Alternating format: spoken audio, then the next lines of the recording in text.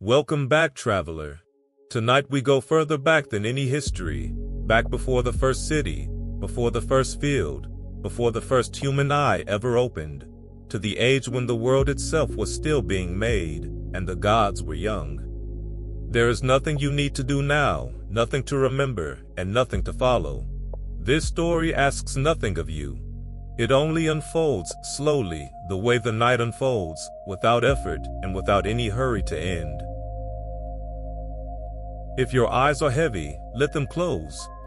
These are the oldest stories we have, and they were made for exactly this hour, told in the dark, beside low fires, to carry listeners gently down into sleep. Wherever you drift off tonight, the story will keep turning without you, calm and patient, and it will still be here, unchanged, whenever you return. There is no part of tonight's story that you must keep hold of. You will not be asked at the end what you remember. The names may come and go like faces in a crowd you are walking slowly through, and if they slip away from you, that is not a loss, it is exactly what is meant to happen. Let them slip. Let the words be a warm sound in a dark room, and nothing more, if that is all you want of them. Take a slow breath in, and let it go. Feel the weight of the day leave your shoulders, the way the light leaves the sky at evening, slowly, and then all at once. Let your body grow heavy, and warm, and still. Feel the bed beneath you taking all of your weight, so that your arms can be heavy, and your legs can be heavy, and there is nothing at all left for you to hold up. Far away, and very long ago, before there was even a sun to rise or set, the world is about to begin. Let us begin. Imagine first that there is nothing. Not darkness exactly, because darkness is a thing you can stand in, and there is no standing yet, and no you to stand. Not silence exactly, because silence is what is left when a sound has stopped, and no sound has ever been made. The Greeks had a name for this first nothing. They called it chaos, though they did not mean by it what we mean, all noise and confusion. They meant a great soft yawning, an open space without edges, a gap before anything, wide and calm and endless. Rest there a moment at the very beginning of things, where nothing is required and nothing has yet gone wrong. It helps to let go, here at the start, of any wish to picture it clearly, because it cannot be pictured clearly, and the trying only keeps you awake.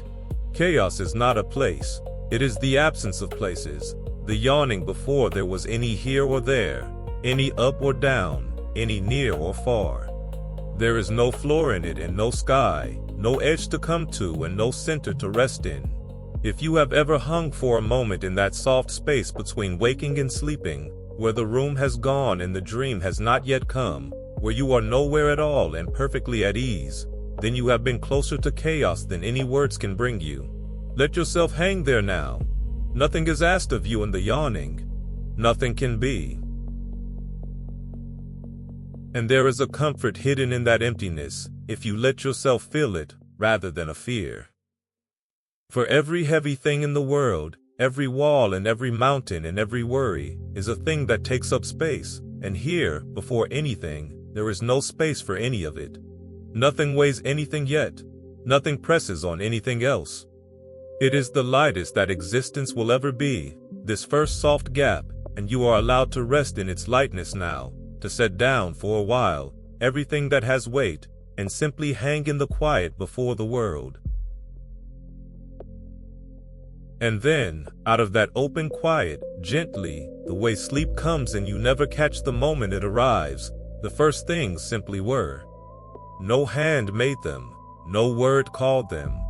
They rose out of the yawning gap the way a shape rises out of the dark of a room as your eyes adjust, slowly becoming, until it is simply there. The first of them was Earth. The Greeks called her Gaia, and she was not yet mountains and rivers and fields, but the deep, sure ground of everything, broad and patient, the floor beneath all that would ever come. Feel her the way you feel the bed beneath you now, holding all your weight without effort, asking nothing, steady in the dark.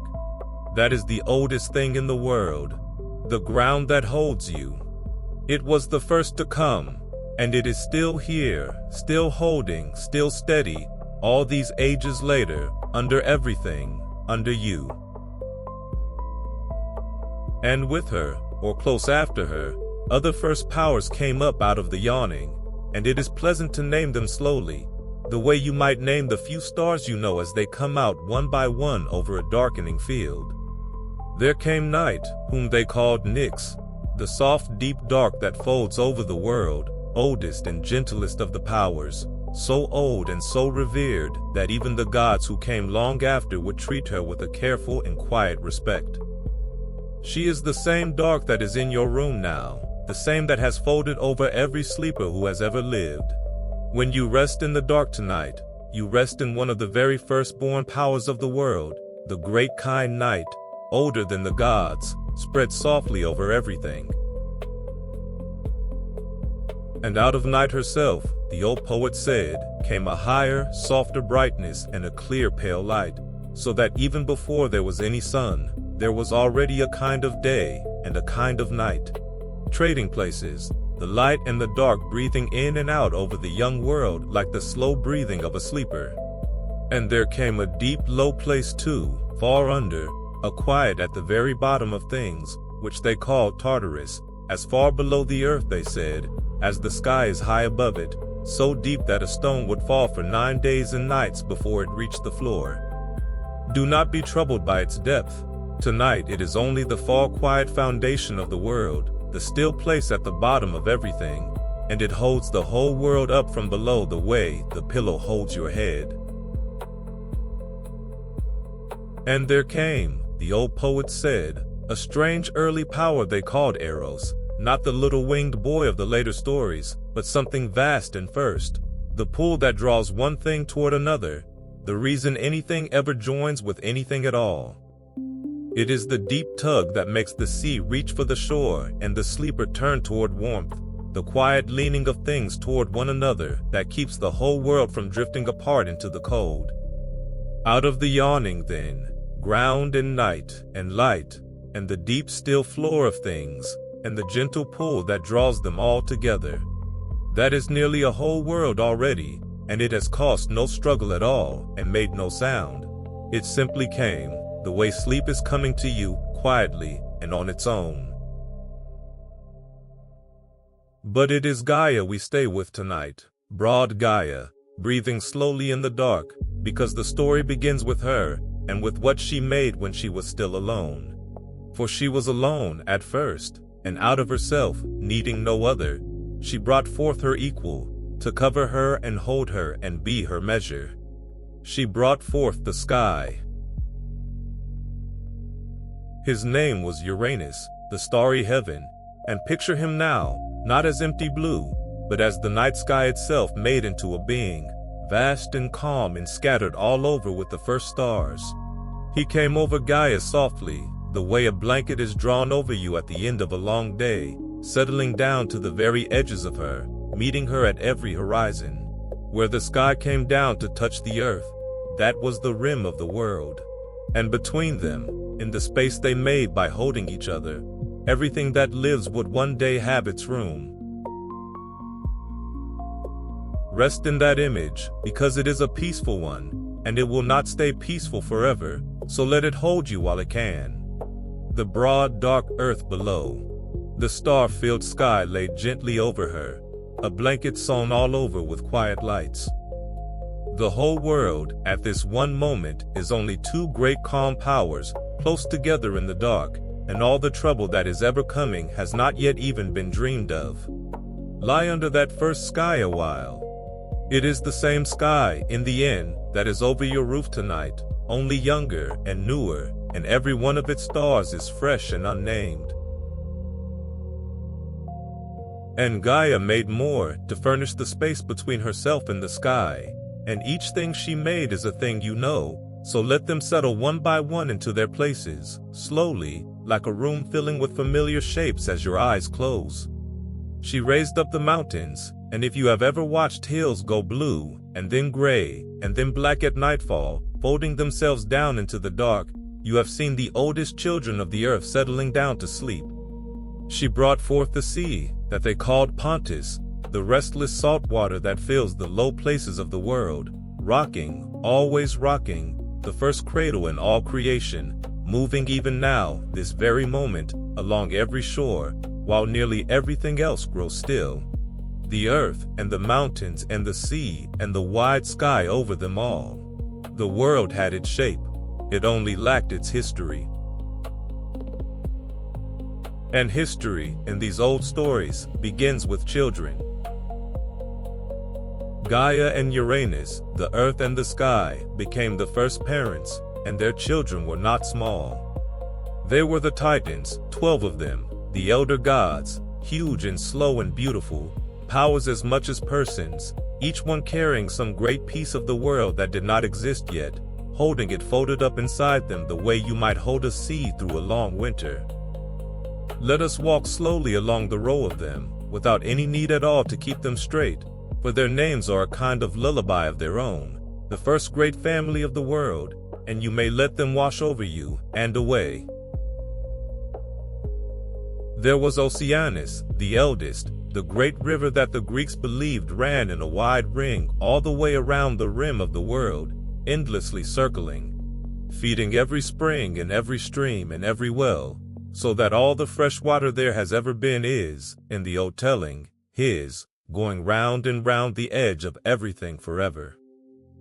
And beside him his sister Tethys, the mother of the waters, from whom came the rivers and the thousands of gentle nymphs of the streams and springs, one soft spirit for every flowing thing. There was Hyperion, whose name means the one who goes above, and his shining sister Theia, and from the two of them would come the greatest lights of all. For they were the parents of the sun, and of the moon, and of the rosy dawn, so that light itself, at this early and quiet hour, was still only a promise sleeping in the family, waiting its turn to be born.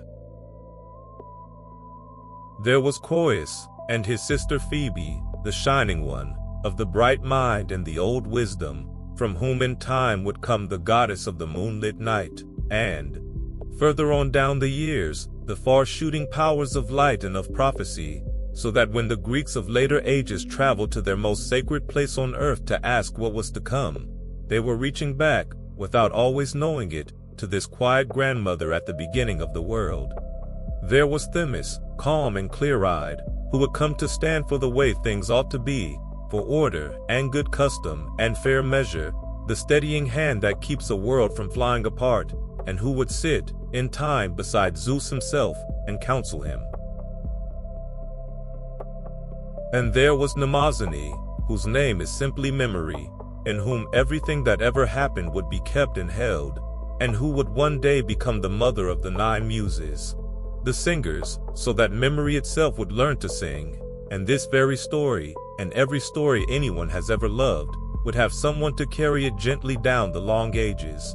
Remember her kindly, if you remember any of them, for without her we would have none of this, no tale to fall asleep to, nothing saved out of all that vanished time. She is the reason the story survives to reach you here, tonight in the dark.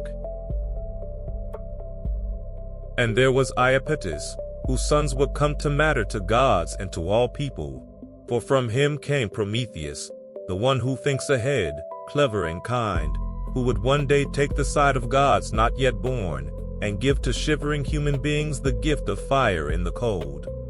And from him too came the one who would be made to stand at the western edge of the world and hold the whole weight of the sky upon his shoulders, of whom we will hear again before the night is out. But those are stories waiting far down the road, and we need not walk to them now. It is enough to know that they are there, folded up small in the family at the beginning, the way the whole of a great tree is folded somehow into a seed you could hold in the palm of your hand. And last of the 12, youngest of the Titans, was one named Cronus, and we will come to know him well before this night is through. So for now let him simply be a child among the others, the last born, watchful, standing a little apart, seeing everything and saying little, with the particular quiet of a last child who watches the whole family from the edge of the room. Remember him gently, the story will turn on him. But it has not turned yet. Tonight he is only the youngest, still and watchful, under the new stars. For these were not the only children of the earth and sky. Gaia bore others, stranger and stronger, and here the old story lowers its voice a little, though you need not lower your rest, for none of it can reach you across all this time. She bore 3 brothers each with a single great eye set in the middle of the brow, the Cyclopes, and they were not, at this beginning, the clumsy giants of later tales, but makers, craftsmen, whose hands understood fire and metal and the shaping of hard things as no other hands ever would, and whose names meant the thunder, and the lightning flash, and the bright bolt, as though the whole storm lay sleeping inside them, waiting for the day the world would need it. Though no one yet knew how much the world would one day need what they alone could make. And she bore 3 brothers vaster still, and here even the old tellers reach for the very edge of what can be pictured, so do not strain to see them, only let the words pass. They were the 100-handed ones, each with 50 heads and 100 arms, so full of raw and boundless strength that the mere sight of them unsettled even their own father. Do not try to hold them in your mind's eye. They are not meant to be seen clearly, any more than the strength inside a storm or the deep weight of the whole sea is meant to be seen clearly. They are simply the deepest strength there is, given a shape and set for now, quietly among the family at the beginning of the world, waiting, like everything else, for their part far ahead. And that unsettling is where the peace of the beginning first thins, so let us name it softly, the way you might notice a far-off sound without letting it wake you, and then let it go. Uranus, the sky, looked down on these last, strongest children, and instead of love, he felt fear. He did not want them in the world. And that fear is the first shadow in the whole long story, the small dark seed from which everything that comes after will slowly grow. But it has not yet done anything at all. It is only a look, a coldness in a father's eye, a thing felt and not yet acted on, high up in the starry dark, far away and long ago, and utterly unable to trouble the quiet of your room tonight. So let us not follow the shadow now, but leave it where it is, small and far off, and rest instead in the great calm fact of the whole chapter, which is simply this: that the world was made, and made gently, out of a soft yawning nothing, and that it did not have to struggle to come.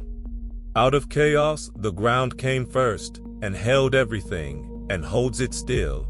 Night spread her soft dark, the same dark that is holding you, and traded places, breath by breath, with the light. The mountains rose and laid themselves down, blue and then gray and then black. The sea began to rock in the low places, and has never once in all the ages since stopped its rocking. And into that new and quiet world the first great children came, the elder powers, each keeping some part of what was still to happen. The waters and the lights and the wisdom and the memory and the good order of things, all of them waiting in the dark the way seeds wait through winter, the way you are waiting now, at the soft edge of sleep, for a morning that is still very far away and entirely certain to come. Let the oldest ground in the world hold you. Let the starry sky be drawn over you like the first blanket. Let night, the gentle grandmother of the gods, older than all of them, spread her dark across the whole young world, and across your quiet room, and across your closing eyes, all of it the very same dark, all of it the very same deep and holding quiet. Let the sea keep rocking somewhere out past the edge of hearing, as it has since the first of all evenings. You do not have to keep watch tonight. Nothing here needs watching. The world has only just begun, and there is time, an ocean of time, a great slow oceanus of time, running in a ring around everything, for all that is still to come. Sleep if you wish. The first silence is still here, underneath it all, holding the whole world and holding you. Let us return, softly, to the beginning of the world, where we left it. The broad, dark earth. The star-filled sky laid over her like a blanket. The mountains gone black, the sea rocking in the low places, and the first great children waiting in the dark. You do not need to remember any names. The story will carry them for you. All you need to hold is the picture, a young world, quiet and full of things that have not happened yet.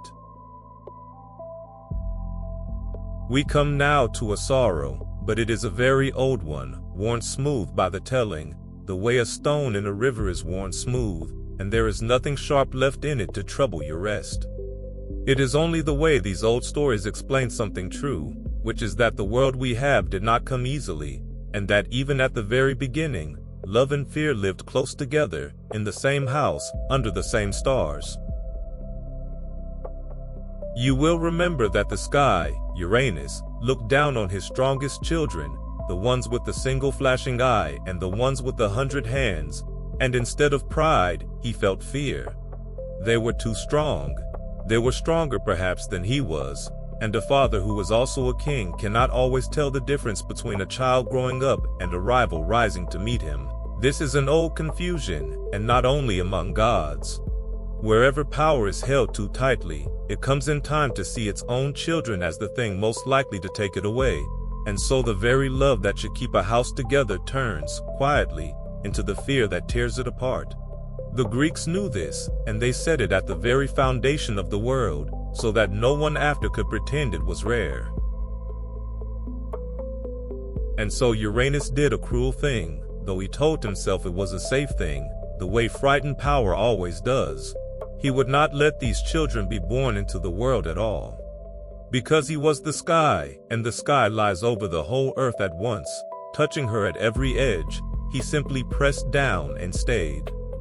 He left no gap between himself and Gaia, no space, no open air, nowhere for these children to come up into the light. As each one was born, he pushed it back down, deep into the hollow places inside the earth, into the dark far under the mountains, and held it there, and would not lift himself away.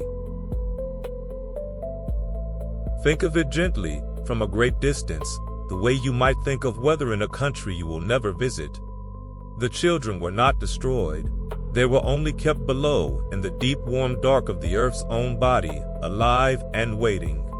And their mother held them, all of them, inside herself, because she was the earth and there was nowhere else for them to be. Picture, if it comforts you, not a prison, but a kind of deep, unwilling sleep. The strong children folded down in the dark under the roots of the mountains, breathing slowly, dreaming perhaps, held against their will but held, at least, and alive, in the warm dark of the ground. Stay a while in that deep dark under the mountains, because it is not, in truth, a fearful place, whatever the frightened father meant it to be. The strong children lie folded in the warm body of the earth, and a quiet so complete that no sound has ever troubled it, held on every side by the oldest and surest thing there is.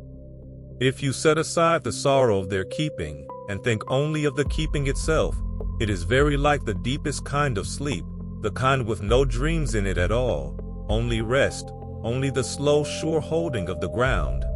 Let the earth hold you like that tonight, folded and warm and entirely safe, in a dark that means you no harm at all. And this is where the sorrow lives, not in the children, but in Gaia. For she loved them, and she could feel them, every one, held down inside her against their will, and she could feel the great weight of the sky pressing on her from above so that she could not open, could not ease, could not let them rise. She was crowded with her own children and could not free a single one. Feel, from far off, what that is, to be full of the ones you love and unable to give them room, to carry them and not be able to set them down into their lives. It is a particular kind of ache, heavy and patient, and Gaia carried it not for a night but for ages, whole ages of the young world, with her children held under and the sky pressing down and no change and no mourning. And feel, if you can, the patience it asks to wait as Gaia waited, through age upon age, with no sign that anything would ever change. We are not made for such waiting, and it is a kind of rest simply to imagine it, to let a patience that vast move through you and slow you down. She did not fret in the old telling. She did not count the days, for there were not yet days to count. She only held what she held and endured, and let the long dark years pass over her one by one, until the time was ripe, the way a seed in the cold ground does not worry about the spring, but simply waits, sure of it, for as long as it takes. You may lay down your own counting now, in the very same way. There is nothing tonight that your waiting will hurry, and nothing your worry will mend, so let them both go, and rest as the patient earth rested, sure of the morning without ever once having to watch for it. The Greeks, telling this, were saying something they knew from the ground under their own feet, that the earth strains against what holds it down, that pressure kept up too long must eventually find its release. They lived, after all, in a land that shook, where the ground itself would sometimes heave and crack, where mountains smoked and the sea drew back and returned. And they looked at all that and thought, the earth is straining against something, the way a sleeper strains against a heavy dream, and one day she will turn over. No power, however old, can sit forever on top of everything below it and expect the stillness to last. But that release is not yet. Tonight, in this chapter, it is only building, slowly, the way a long ache builds, the way a heavy sky builds before it finally lets go its rain. Gaia bore it a long time. And in that long waiting, deep inside herself, in the dark under the mountains, she began, at last, to make a plan. Not in anger exactly. More the way a body decides, without asking the mind, that enough is enough, that it will turn over now, that it will move.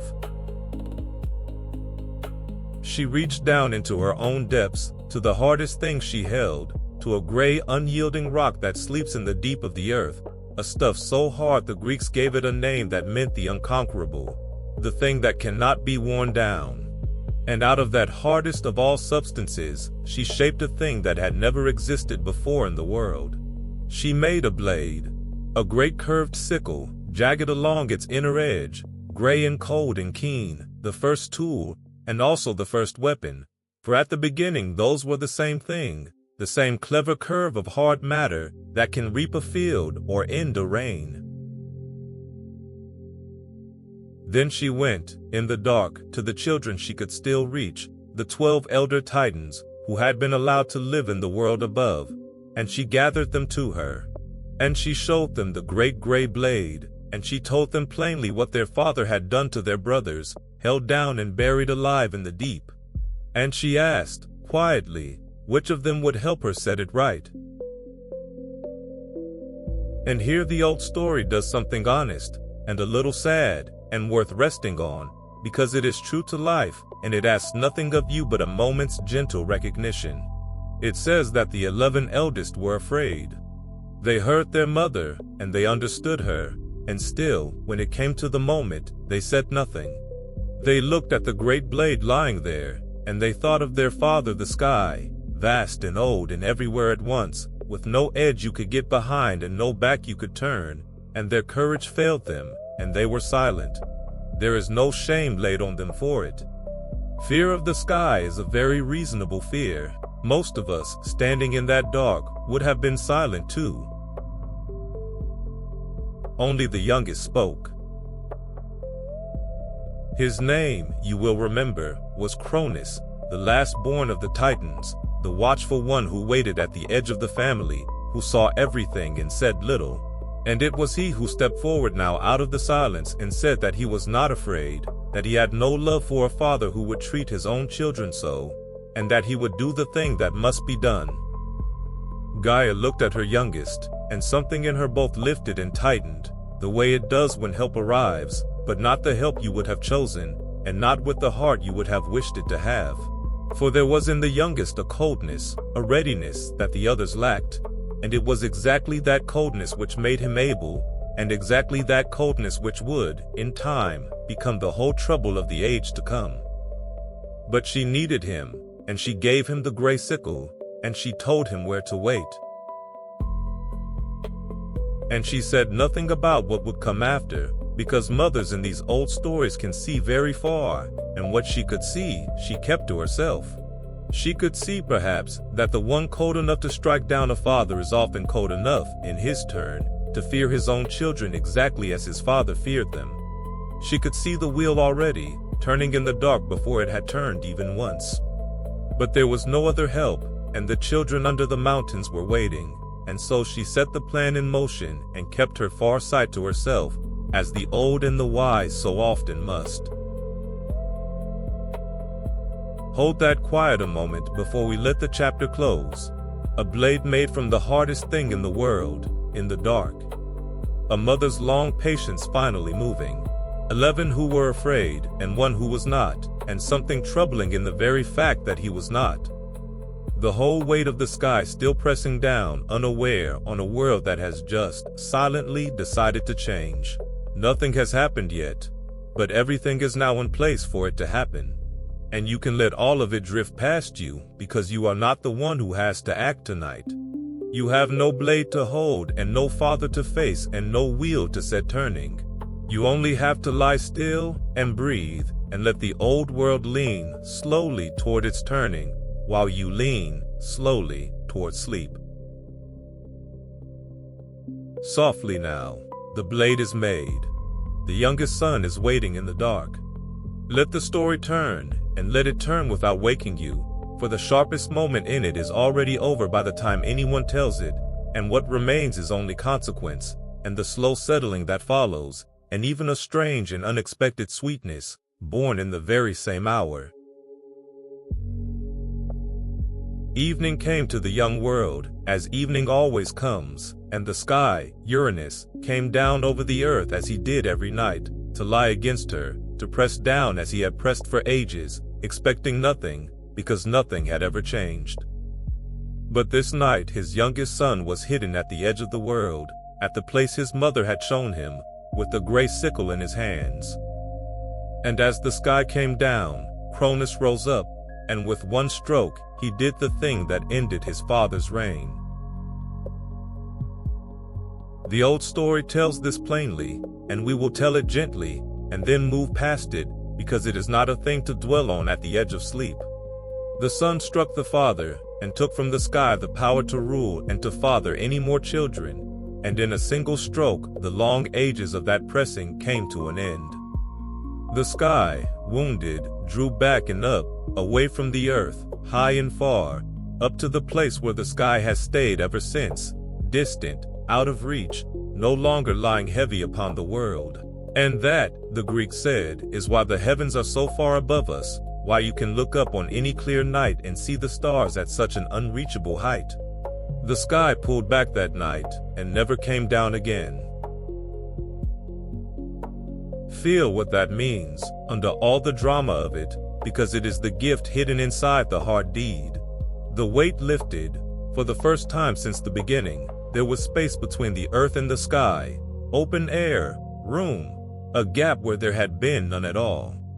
The world could breathe, and into that new-made space, in time, everything that needs open air to live would come. Every bird that has ever crossed the evening, every cloud, every rising column of smoke from every hearth, every breath that every living thing has ever drawn, including the slow breath moving in and out of you right now.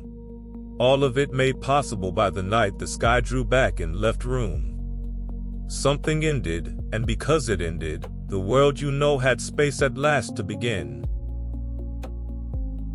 And feel, once more, the great new gift that this hard chapter quietly gave the world, for it is a gift you are using at this very moment.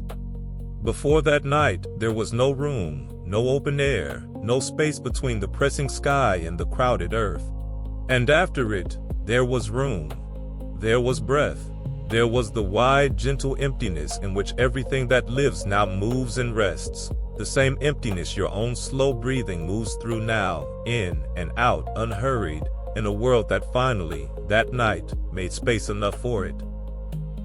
Every easy breath you take tonight is drawn in a room that was opened at the very beginning of things, and has never once closed since.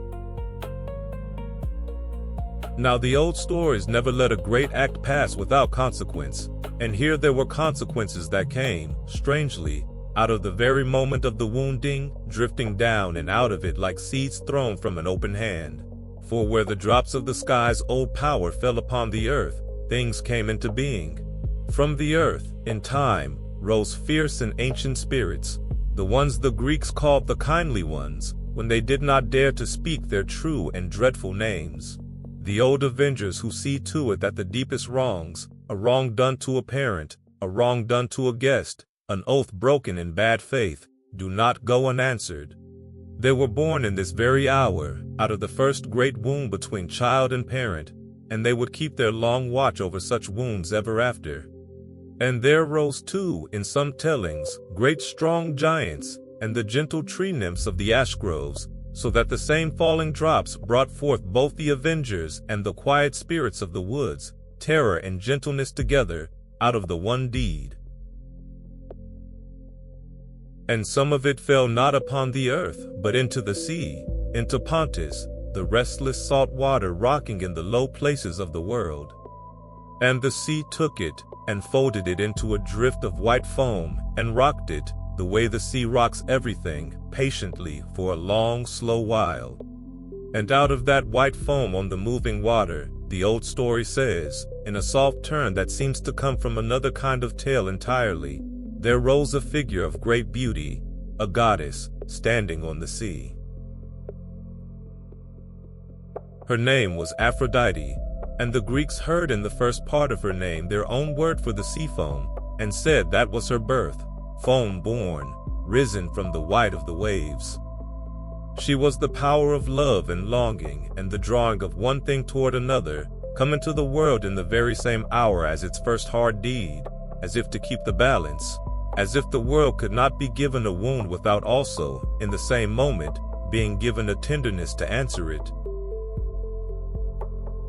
Watch the foam-born goddess a moment as she comes, for it is the gentlest image the chapter has to give, and worth resting in. She does not hurry toward the land. Nothing in her is in any hurry at all. The white foam bears her the way the tide bears everything home in the end, slowly and without effort, rising and falling, and the light behind the eastern hills is only just beginning, gray going to rose, so that she comes ashore into the very first soft morning the world has ever had. And where her feet touch the ground, the old poet said, grass and small flowers open under them, as though the earth were glad, so that her every step leaves the world a little gentler than she found it. Let each of your own slow breaths be like one of those steps tonight, leaving you a little gentler, a little softer, a little further into peace. Even in the harshest chapter of the beginning, something tender was being born, and stepping ashore among the flowers. Hold that. It is a truer picture of the world than either half alone. So the sky was gone, drawn far up and away. The earth was free of its weight at last, easier than she had been since the beginning. And the youngest son, Cronus, stood in the new open air holding the gray sickle, and he was, now, the strongest power in the world. He set the blade down. He looked at the freed earth and the far distant sky, and he understood that the world was his to order. And the other Titans, his brothers and sisters, who had been silent and afraid, came out into the new space and gathered to him, and made him their king. For that is how it so often goes, that those who would not act will gladly follow the one who did, and be ruled by the very courage they themselves lacked. And Cronus, the story says, went down into the deep places, and for a time, led out some of the imprisoned children, the strong ones his father had feared and buried, because it was in their cause that he had risen. And for a moment, the whole world held its breath, and it seemed that the great wrong was about to be wholly undone. The buried children freed, the pressing ended, the house of the world set right. But here the old tale turns quiet and knowing, and shows us the first true shadow of what Cronus would become. For he found, once he was king, that he feared those same strong children exactly as his father had feared them. Power had come to him, and with it, fear had come, the very same fear, wearing the very same face. And so, before long, he pressed them back down into the dark again, and set a guard over them, and told himself, as his father had told himself, that it was a safe thing and a wise thing, and only what a careful king must do. You can see already the shape the story is going to make, and it is worth seeing clearly once, gently, and then setting down. It is the shape of a wheel. A father fears his children and holds them down in the dark. A son rises and casts the father out. And then the son becomes a father in his turn, and feels the very same fear, and does the very same thing, and waits, without even knowing that he is waiting, for a child of his own to rise against him. The Greeks knew this shape well, and they were not telling it to frighten anyone. They were telling it because it is, in its way, a law. As sure as the seas rocking, that fear passed down does not end of itself, but rolls on from parent to child, until someone, somewhere in the long line, finds the strength to do something different. And someone will. That is the promise folded into the whole grim wheel, and we will reach it before the night is out. But not yet. Not for a long, calm while. For now, let the world rest in its new order. The sky is high and quiet and far away, scattered with its stars, no longer pressing on anyone or anything. The earth lies open under the open air, easier than she has been since the beginning. The sea rocks a newborn goddess of tenderness slowly toward a flowering shore. And a new king sits over a golden and untroubled world, not yet knowing the shadow that he carries in his own heart. There is a long peace coming before the next turning, and you are allowed to sink all the way down into it. Nothing more will happen tonight that needs your watching. The blade is set down. The sky is at rest. The foam has given up its gift to the shore.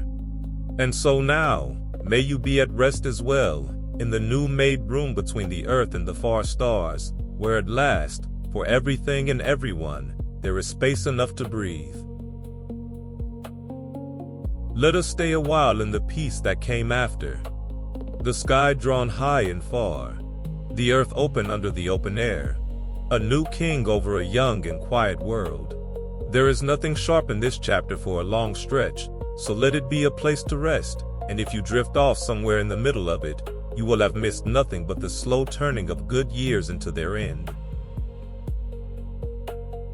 The reign of Cronus and the Titans, the old poets said, was a golden age, and they meant it almost exactly the way we mean the phrase when we speak of the good old days, half memory and half longing, a time we are half sure existed and half suspect we only wish had.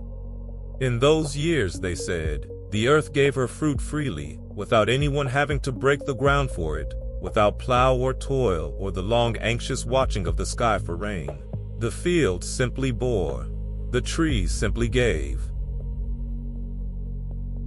There was no winter to speak of, they said, no killing cold, only a long mildness, season folding softly into season without hardship, a whole year that was all one gentle afternoon. People, in the tellings that had people in them, lived easily and died gently, the way one slips from waking into sleep, laying down at the end of a long, unhurried life, the way you are laying down now at the end of a day. And there was no war, because there was nothing yet worth fighting over, and no locks upon any door, because there was nothing yet that anyone thought to steal, and no soldiers, and no walls, and no watchful, frightened nights. The old poets called it the golden race, the first and best of all the ages of the world, and they said it here, at the very beginning, under the reign of Cronus, and then spent the rest of their long histories looking back at it over their shoulders.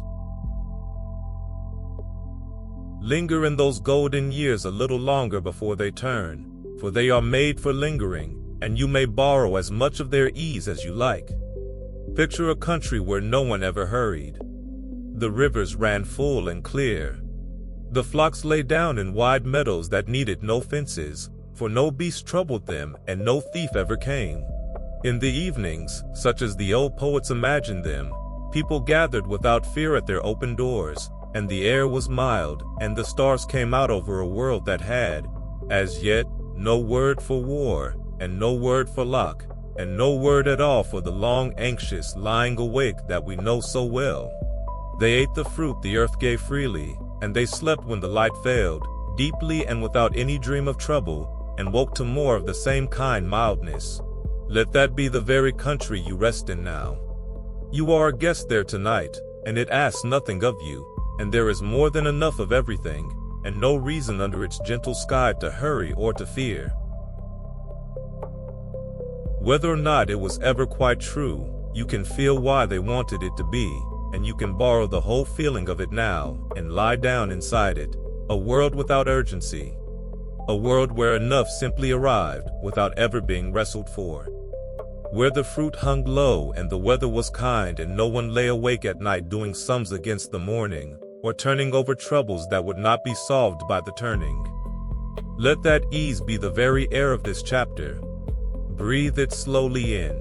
The golden age is, in a way, only a name for the exact feeling you are reaching for tonight. The sense that for a while nothing at all is required of you, and all is provided, and you may simply rest in a kind world that is holding you up. Cronus took a wife from among his sisters, one of the elder Titans, and her name was Rhea. Hold that name gently and let it settle, because though Cronus is the king of this chapter, it is Rhea who will matter most before the night is through. Rhea whose quiet courage will finally begin to turn the wheel towards something better. She was of the earth's own line, calm and deep and enduring, a mother in the oldest and largest sense there is, and she and Cronus ruled together over the golden years. And in time she began to bear him children, as the world's great powers always do, for the story of the gods is above all a story of children arriving, one after another, and changing everything they touch. And her children were great ones, the very gods the Greeks would build their whole world around, so let us name them softly as they come, for you will meet them all again in happier chapters. There came a daughter first, gentle and steady, who would become the keeper of the hearth, the goddess of the still warm center of every home, the banked fire that never wholly goes out. There came another daughter, golden and generous, who would become the goddess of the grain and the harvest, the green mother of all growing things. There came a third daughter, tall and bright and strong of will, who would one day be the queen of heaven itself. And there came sons, 2 of them, who would one day rule the wide sea and the shadow deep. 5 great children, one after another, each one a whole realm of the world waiting, folded up, to unfold. But here the golden light of the chapter begins, very slowly, to lengthen and to go amber, the way the light does in the last hour of a long afternoon, still warm, still kind, but leaning now, unmistakably toward evening. For Cronus, the king, carried inside him that old shadow we watched fall upon him the night he took the throne, the same fear his own father had carried before him. And in his years of power, a warning came to him, spoken by his parents, by the broad earth and the far sky, who between them knew everything that had been and much of what was still to come. They told him a thing that no king ever wants to hear. They told him that he too was fated to be overthrown by one of his own children, that as he had risen against his father, so a child of his would one day rise against him, that the wheel he had set turning would come, in its own slow time, all the way around to him. And they told him something crueler still, that it was decreed he should be undone by his own son for all his strength, so that the very children he made would be the making of his end. Now, a wiser power, or a kinder one, might have heard that and softened, might have thought, then let me be a gentle father, and raise children who have no cause at all to rise against me, and so break the wheel by love, and leave nothing in my house for the old avengers to feed upon. But fear does not reason that way. Fear hears a warning and thinks only of holding on, only of the grip, never of the open hand. And Cronus, who had all the strength of the world and almost none of its peace, made a choice so terrible that the old story tells it in a hush. And we will tell it in a hush too, from very far off, the way you would speak of a grief in another town, in another age, long ago and safely past. He decided that if a child of his could never grow up, then no child of his could ever overthrow him.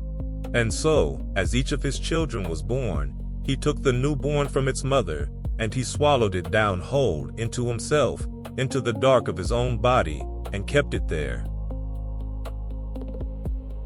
Do not let the horror of it catch you and pull you back toward waking, for the old story does not mean it as horror in the way we would feel it, and there is a strange mercy folded even into this. In the odd deep logic of the beginning, the children were not destroyed. They were only held alive inside their father, in the dark, the way the strong children before them had been held down inside the earth. It is the same picture yet again, the wheel turning, the strong new life pressed down and kept in the dark by an old power too frightened to let it rise into the light. One after another it happened, through the long amber years.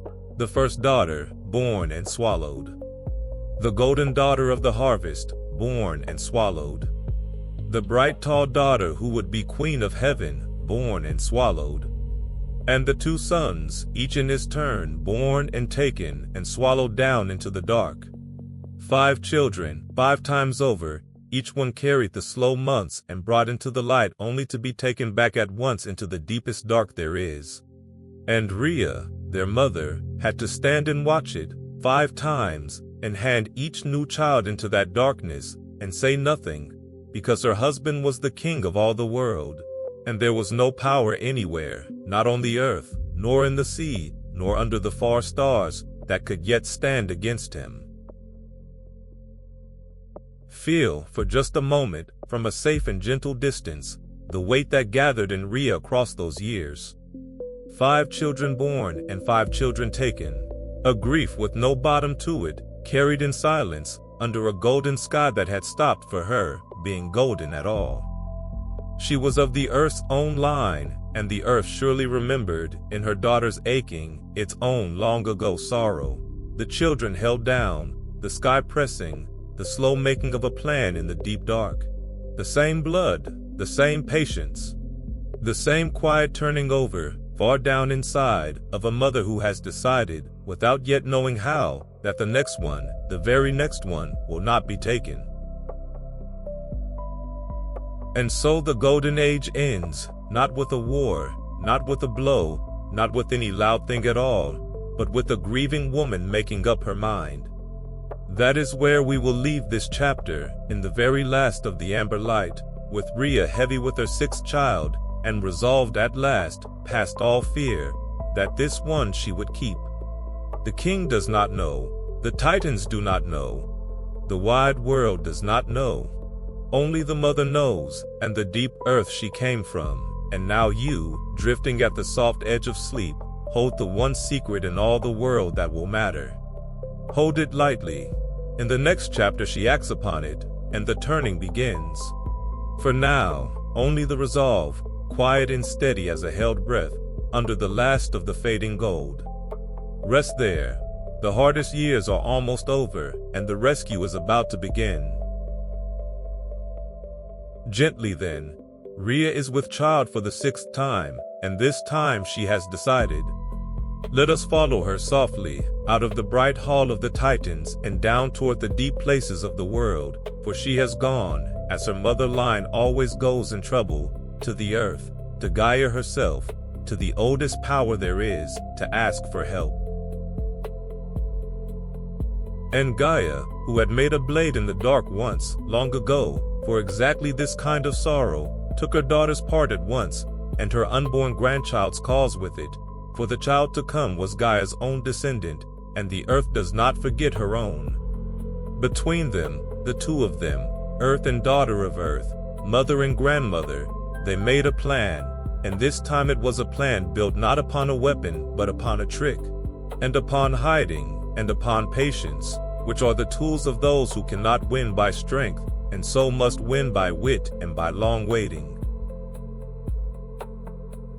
Rhea would go away to give birth in secret, far from the king, in a place he did not watch and would never think to look. And when the child was born, it would be hidden, and kept, and raised in secret, out of the king's sight, until it was grown, and strong, and ready to face him. And Cronus would be given something else to swallow in the child's place, so that he would believe the wheel was stopped once more and would sleep easy and would never once come looking. It was a good plan, a patient plan, the kind that asks its makers to hold their nerve for years, and Rhea, who had held her grief in silence through 5 swallowings, had nerve enough now for anything at all. So when her time came, Rhea slipped away, in the dark, unseen, and the old stories sent her far off across the sea to the great island of Crete, to a mountain there, and to a cave hidden in the side of the mountain, deep and dark and quiet, high above the water. Go with her a moment on that secret crossing, over the dark water to the green island, for it is one of the quietest journeys in the whole story. She went by night, unseen, with the one child she meant to keep held close and hidden within her. And the sea that carried her was calm, and night herself, the old kind grandmother of the world, spread her dark over the little boat so that no watching eye could follow. There is something in that crossing that every parent knows, and everyone who has ever carried something precious and fragile through the dark toward safety, the held breath, the softened step, the whole heart bent on one small warm life. Let the gentle rocking of that crossing rock you too tonight over the dark and quiet water toward the safe, green shore. And it was in that cave, in the safe dark, with the earth herself as midwife and night keeping watch outside, that Rhea gave birth to her 6th child, a son. And she looked at him, this one she meant to keep, this one she had crossed the sea and defied the king of all the world to save, and she gave him a name that the whole earth would one day know and would go on speaking for thousands of years. She called him Zeus. But there was no time to rest with him, no long first night of simply holding him close against her, because the trick had to be worked at once, while the king still expected a newborn to be brought and handed over. And so Rhea did the strange and desperate and tender thing that this whole chapter is named for, the thing no one had ever thought to do before. She found a stone, or the earth found it for her, a good large stone, about the size and the weight of a newborn child. And she took that stone, and she wrapped it, carefully, gently, the way you would wrap a real baby against the cold, in swaddling bands, in the soft cloth they wound around infants, folding it and binding it close, until the hard gray rock had exactly the shape and the heft of a swaddled child. A stone, dressed as a baby. It is one of the strangest images in all these old stories, and one of the most human, a heartbroken mother tenderly swaddling a rock so that she can save her son. Rest in the tenderness of that trick, for it is tenderness, under its strangeness, all the way down. A mother, to save her child, wraps a stone as gently as she would have wrapped the baby, binding the soft cloth close around the cold, hard rock, folding it just so, giving to a plain piece of the mountain all the care she was not allowed to give aloud to her son. There is love in every fold of that swaddling, a love that could not speak and so spoke instead to a stone. And it worked. The love hidden inside the trick bought the child his whole life and bought the world its gentle king. Let that be a soft thought to hold as the chapter closes, that even here, in the very middle of deception and fear, it was tenderness that quietly turned the story toward the light. Then she carried the wrapped stone back across the sea, back to the king, and she gave it into his hands as though she were giving him the newborn. And she must have kept her face very still while she did it, stiller than she had ever kept it through all 5 swallowings, giving nothing away, though her true child lay breathing that very moment in a cave a world away. And Cronus, who by now swallowed his children almost without looking, because fear makes its habits and then stops examining them, took the swaddled shape from her hands, and swallowed it down whole, stone and cloth and all, into the dark of himself, believing that he had once again stopped the wheel and saved his throne. And he was satisfied, and he went away easy, and he did not come looking. The trick had worked. The stone lay in the dark inside the king where a 6th child was supposed to be, and the 6th child himself was alive and safe, far across the water, in a cave on a mountain over the sea.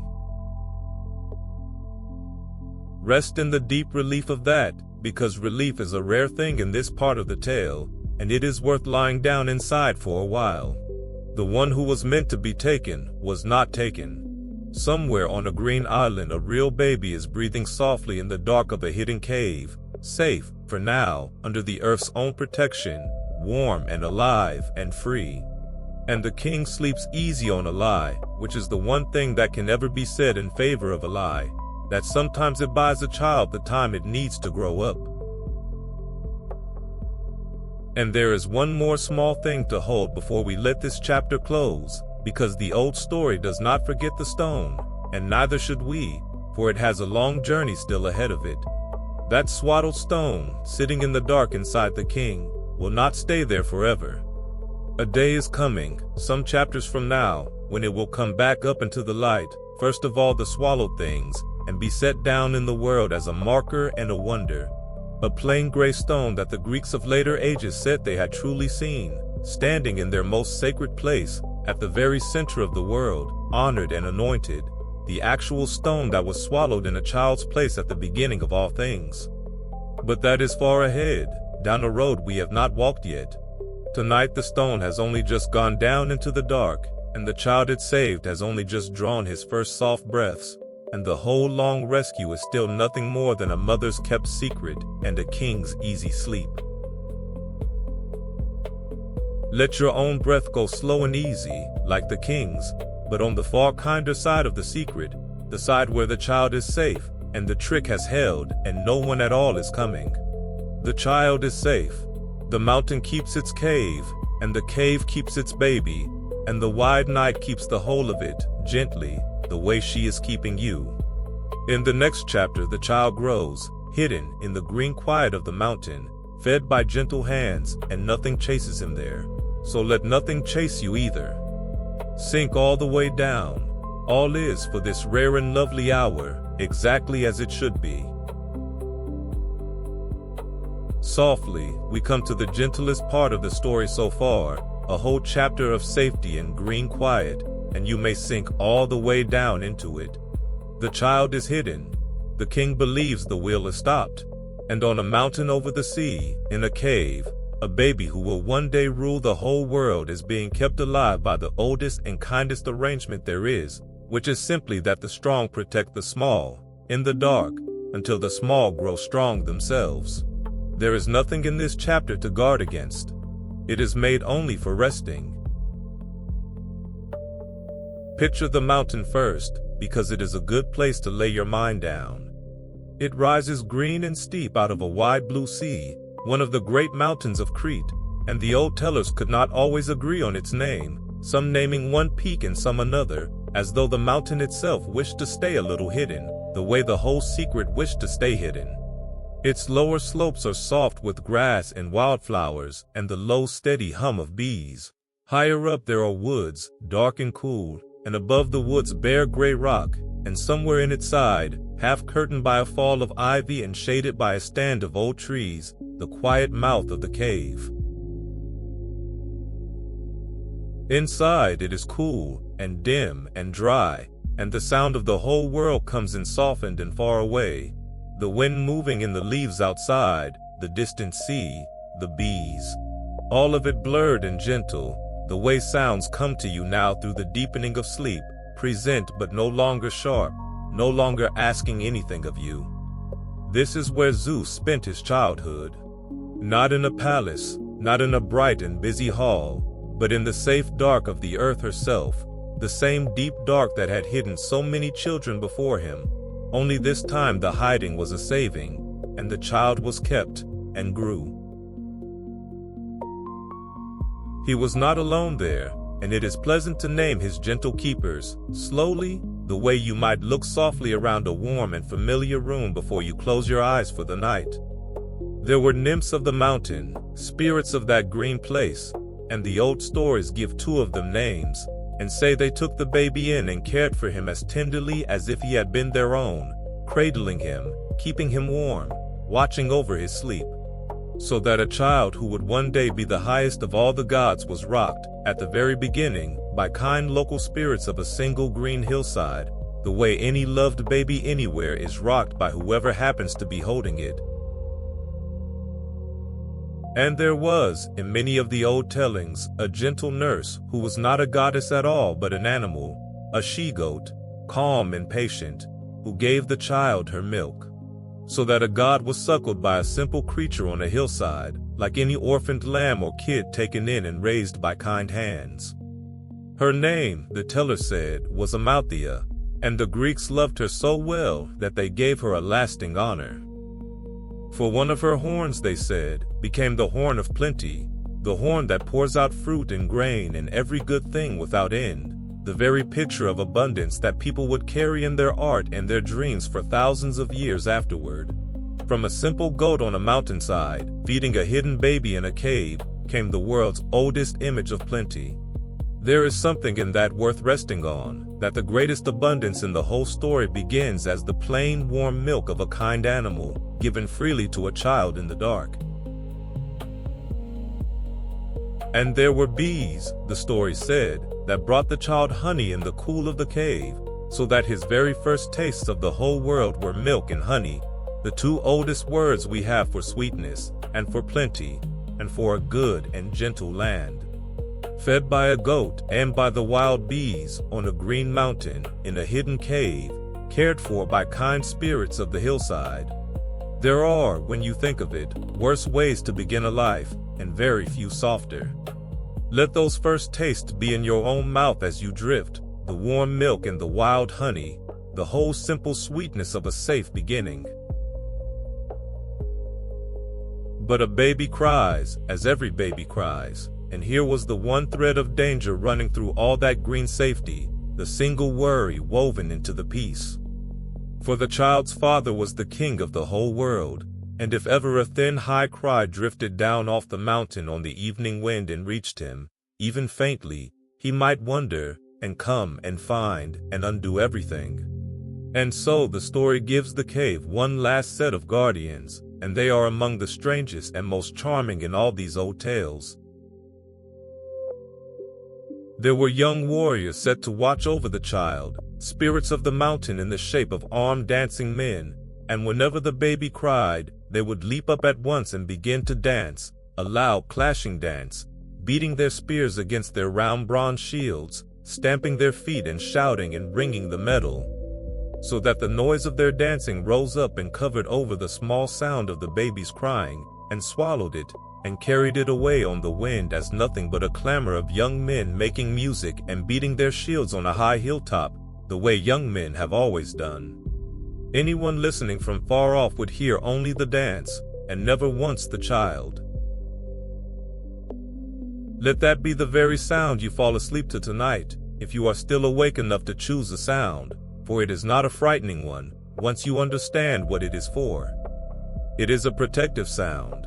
A ring of bronze upon bronze, high on the mountain, rhythmic and steady, and strong, rising and falling, keeping a helpless baby safe by making a brave and joyful noise over him.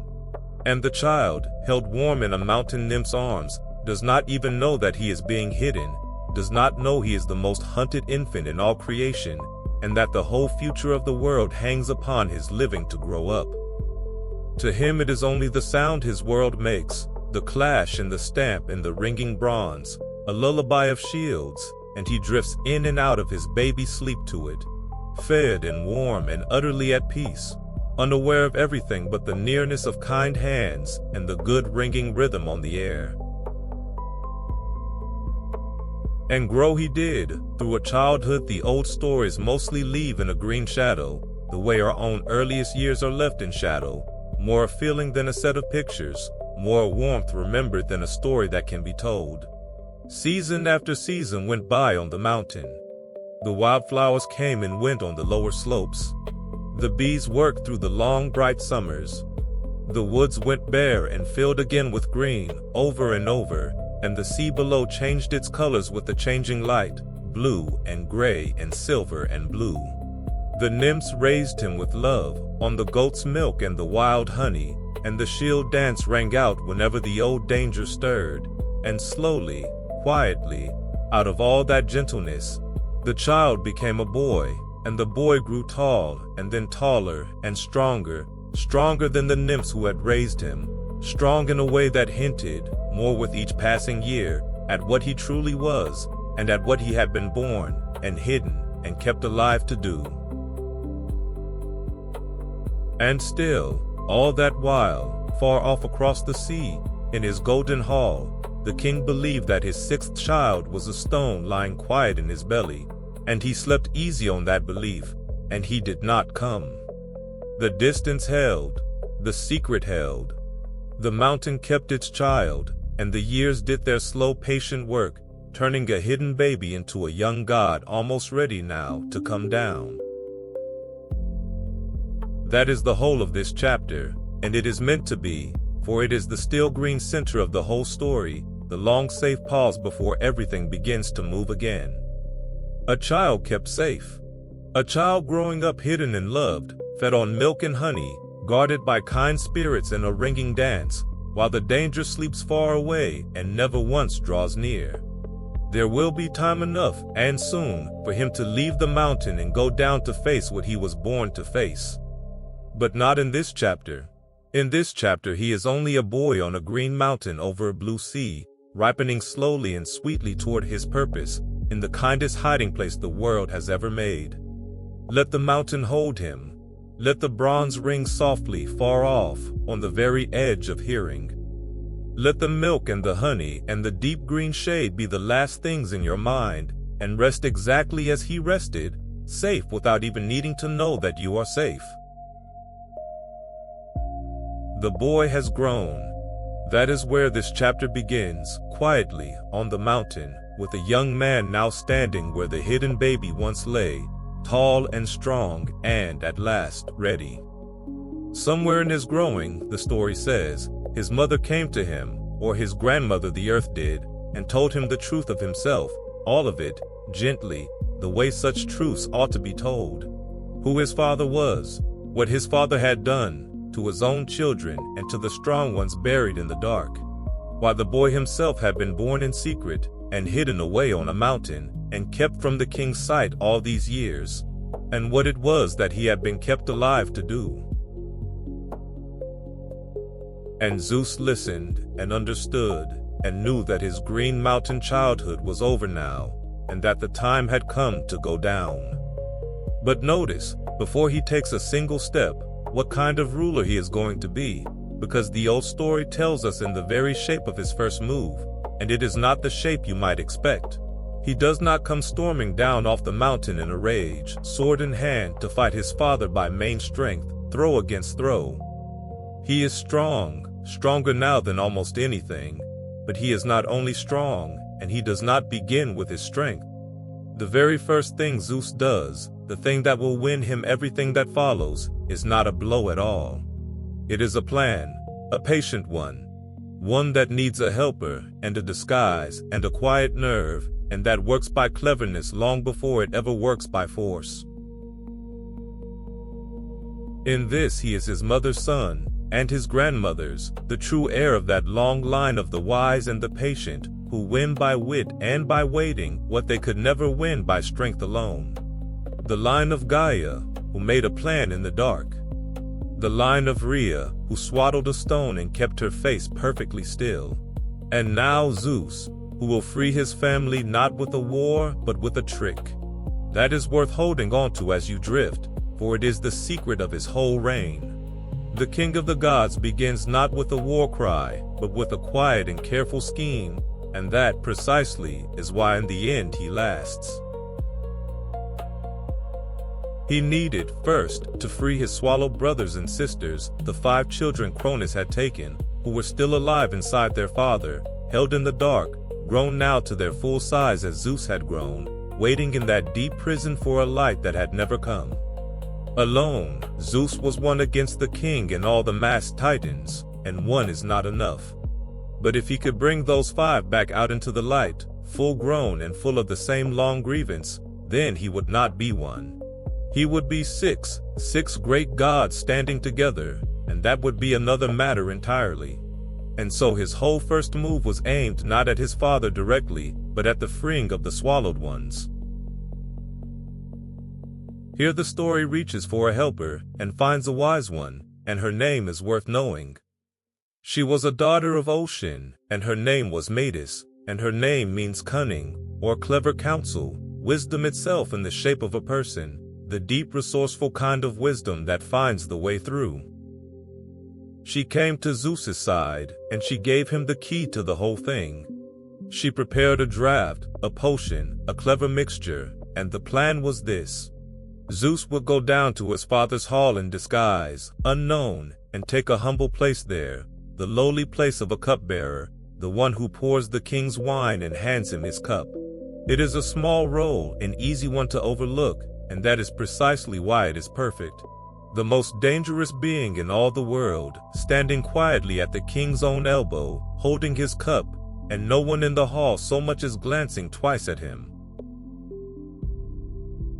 So picture the young Zeus come down at last from his green mountain, across the sea, and into the golden hall of the Titans, changed and hidden so that not even his own father would know him, taking up the jug and the cup and slipping quietly into the life of the hall. He pours, he serves, he waits.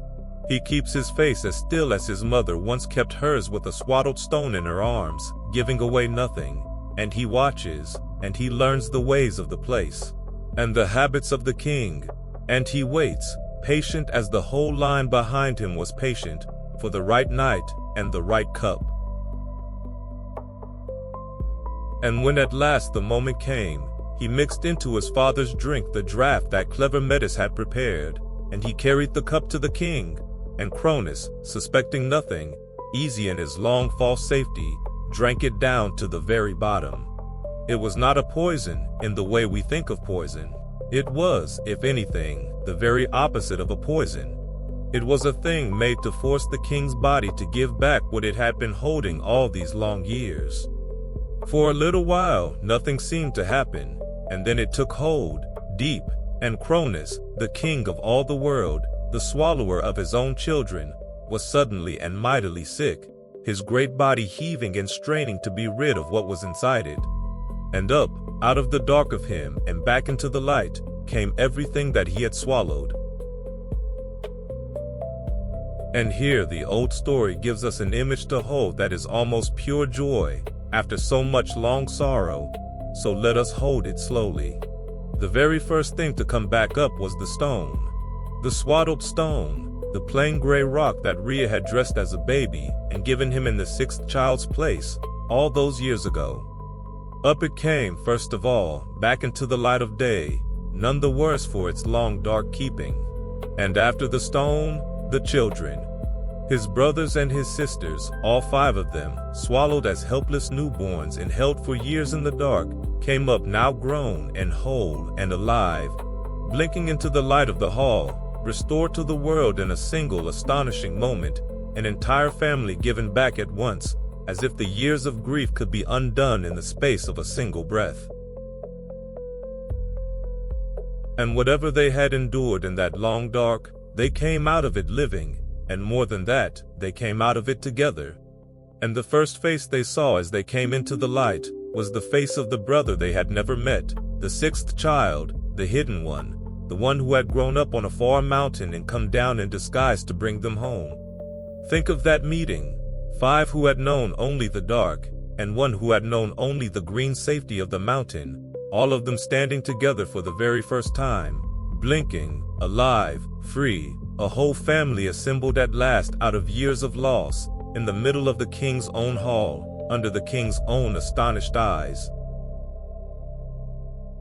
Rest in that reunion a while, because it is the true turning of the whole tale, the point where the grim old wheel, for the first time in all its long rolling, begins to turn towards something better, and never quite turns back. For ages beyond counting, strong new life had been pressed down and held in the dark by frightened old power, first under the earth, and then inside the king. And now, at last, in one great heaving instant, all of it came back up into the light together, alive and unbroken, and no longer alone. The swallowed are freed, the stone is up. The family stands whole in the hall. And the king who swallowed them stands there emptied and amazed, beginning only now to understand that the will he was so sure he had stopped has in truth been turning under him the whole while, in secret, and has just come all the way around to meet him.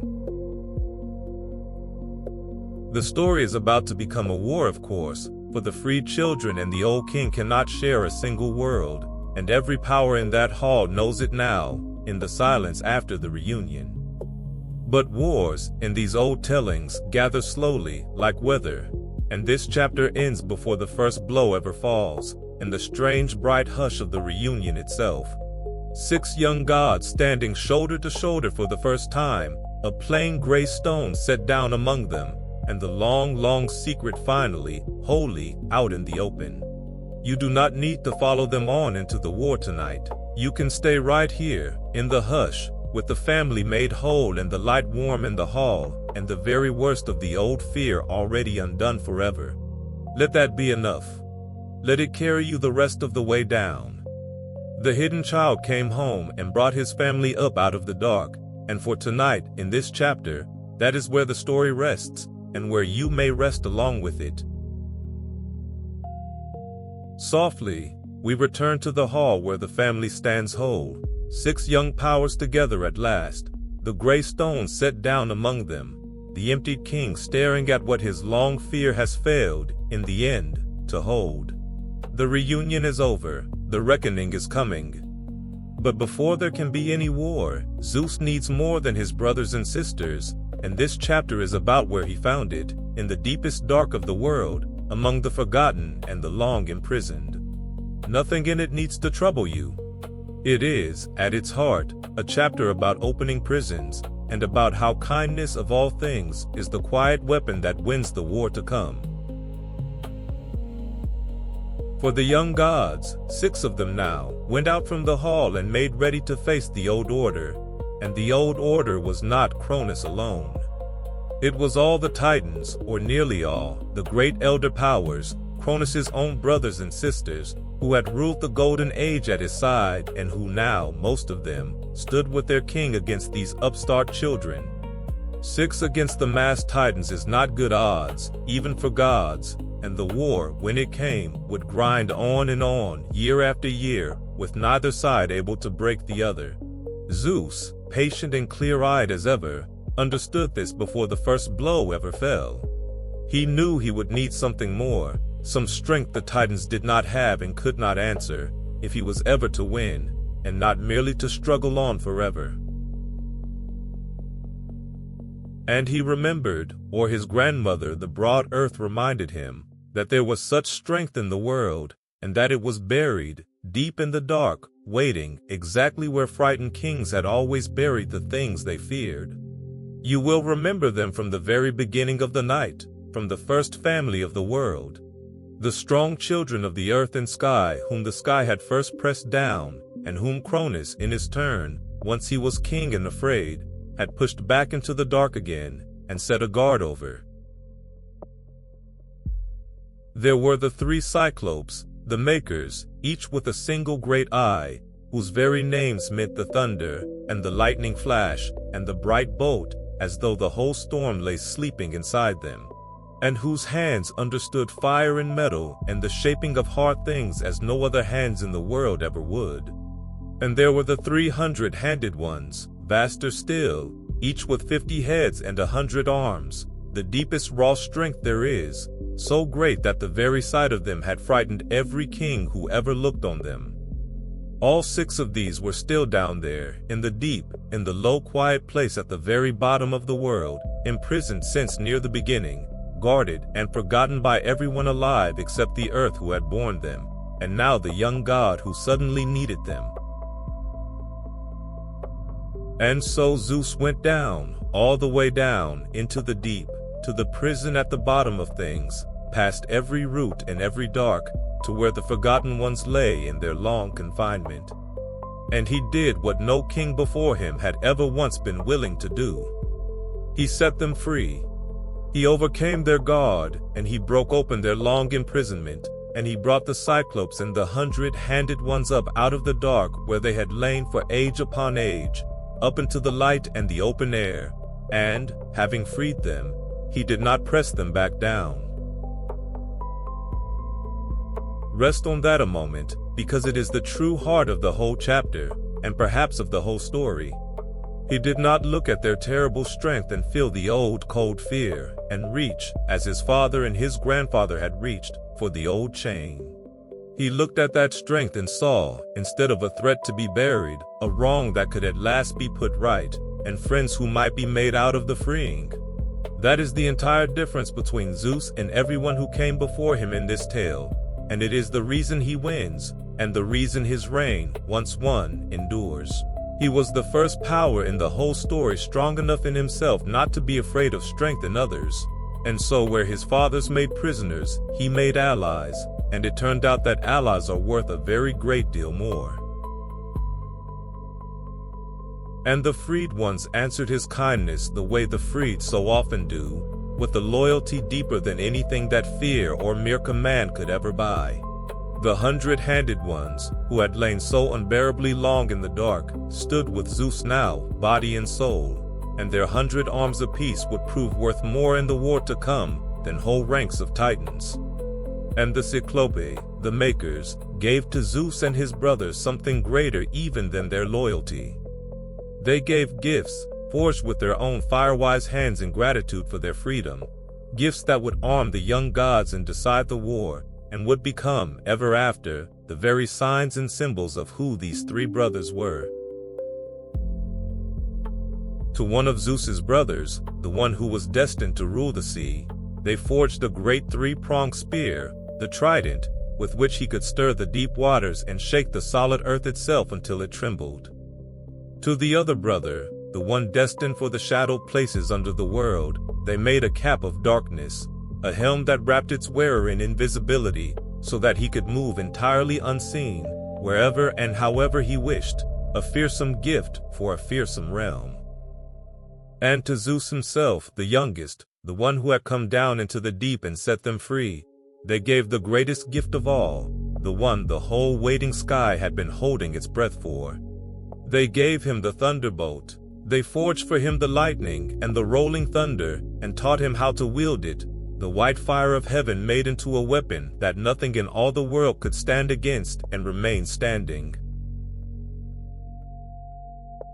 From that day, the thunder was his voice, and the lightning was his hand. And so, when you hear a storm rolling far off over the hills on a warm summer night, the low thunder coming late and soft across the dark, that is, in the old imagination, the oldest of these gods still speaking, still holding the gift the grateful Cyclops forged for him at the very bottom of the world. It is not a sound to fear tonight. It is only Zeus, far away, keeping the sky. Let it roll, gentle and distant, at the very edge of your sleep, a great soft sound that means only that the world is being watched over. And there is one more gift in this chapter, quieter than the forged weapons but just as telling, and it is a gift of loyalty freely given. For as the war drew near, there came to Zeus's side an elder daughter of Ocean, one of the oldest and most respected of all the ancient powers, and she brought her children with her to stand with him, her children whose names were Rivalry, and Victory, and Strength, and Force.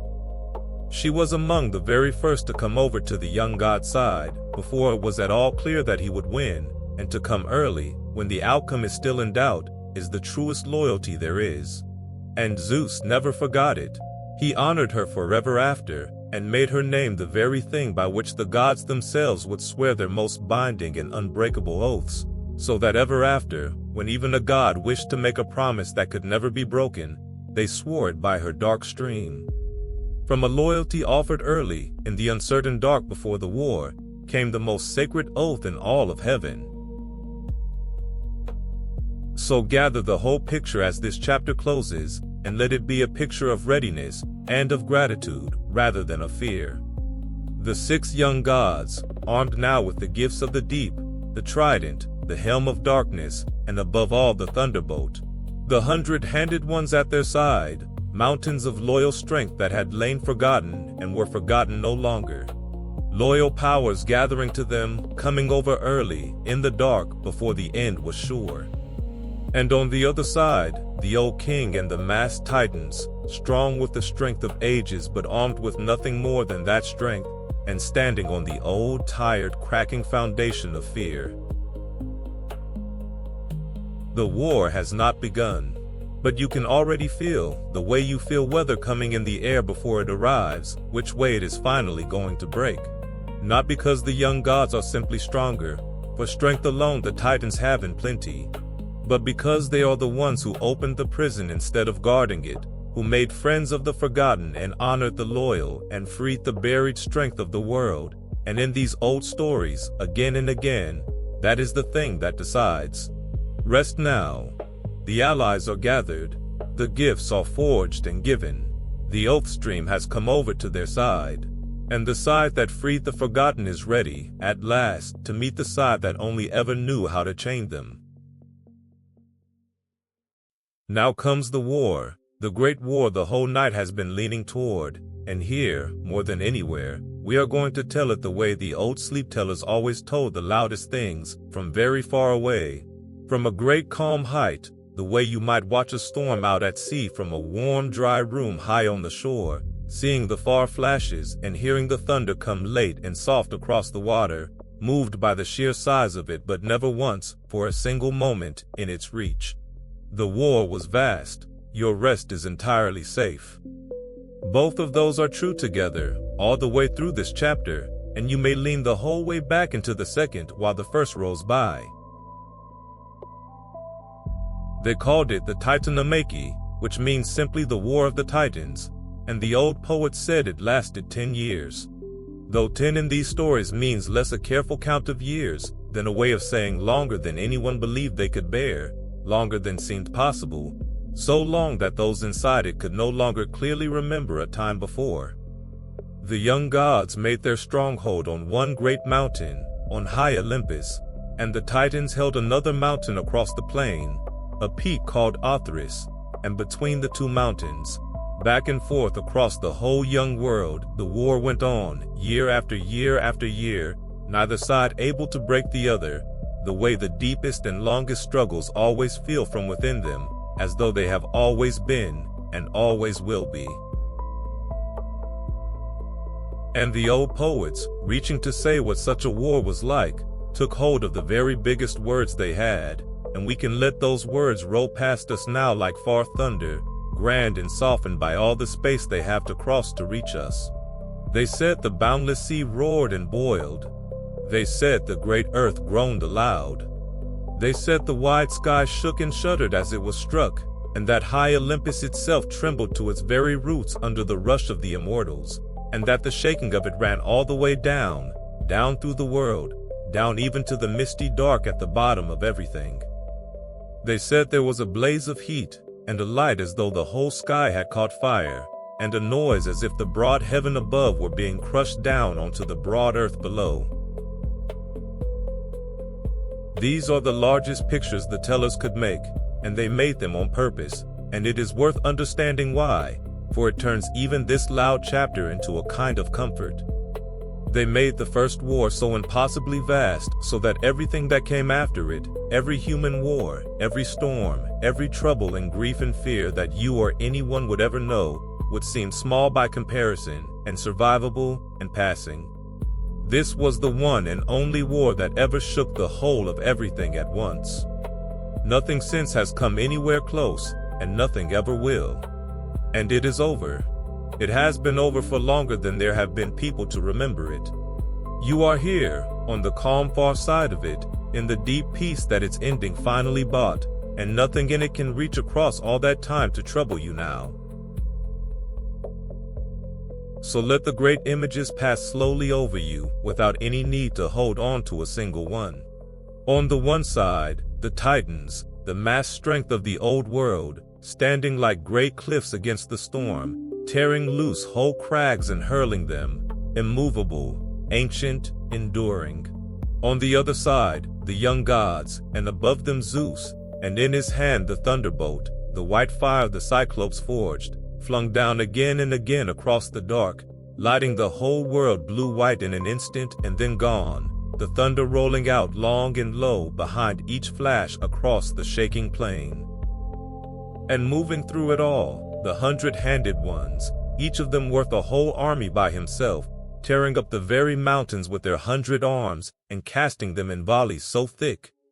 The old poet said that they overshadowed the Titans and darkened the sky, and buried the old strength of the world under the weight of the world's own stone. And there was one, the story is careful to tell, who came from among the Titans' own kind to stand with the young gods, the clever son of Iapetus, Prometheus. The one who thinks ahead, who read which way the deep tide of things was truly running and chose, wisely, the side of the new order over the side of his own kin. It is a small thread in the great noise of the war, but a telling one, for it says that even among the old powers, the wisest could see that the future belonged to the ones who had freed the forgotten, and chose accordingly. Wisdom itself went over to Zeus. That, as much as any thunderbolt, is how you know already how the war would end.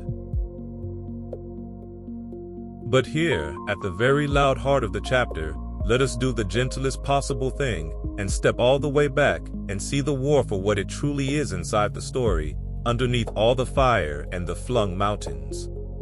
It is the last, and the hardest turning of that old wheel we have watched all night. It is fear set against freedom. It is the powers who chained the strong, set against the power who set them free. It is the tired old order, holding on because holding on is the only thing it has ever known how to do, set against a new order that had already, before a single stone was thrown, done the one thing the old order never could, which was to open a prison instead of filling one.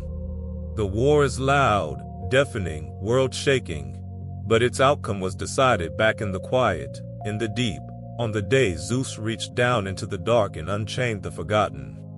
All the thunder that follows is only the world, slowly, loudly, catching up to a thing that was already true. And slowly, across the 10 long years, the tide did turn, the way it always turns once the deeper thing beneath it has already been settled. The Titans, for all their vast and ancient strength, could not in the end stand against the thunderbolt and the 100-handed storm of stone, and could not outlast allies who fought out of gratitude and loyalty and love rather than mere habit and command. Their great stronghold on the far mountain began to fail. Their lines began to break and to give. And the old powers who had ruled the Golden Age and swallowed their heirs and chained the strong out of fear found themselves at the last overmatched and driven back and beaten there on the shaking plain between the mountains, under a wide sky that no longer answered to them and never would again. We will not follow them all the way down into the dark tonight, because their fall belongs to the next chapter, and that chapter is a quiet one, the long slow settling after the storm.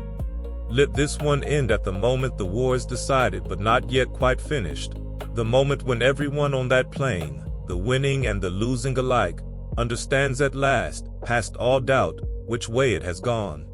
The thunder still rolling but fading now, moving off toward the edges of the world. The volleys of stone slowing and ceasing. The old strength finally spent, the new order risen, the great wheel come round for the very last time in the whole long story, all the way from the sky that pressed down, to the son who cut him free, to the father who swallowed his children, to the child who came back to set them loose, and now, here, at the close of the 10 years, to the final falling of the old and the final, lasting rising of the new. It is nearly done. The loudest thing that ever happened is nearly over. And on the far side of it, close now, very close, is a peace that has never once been broken since. Rest toward it.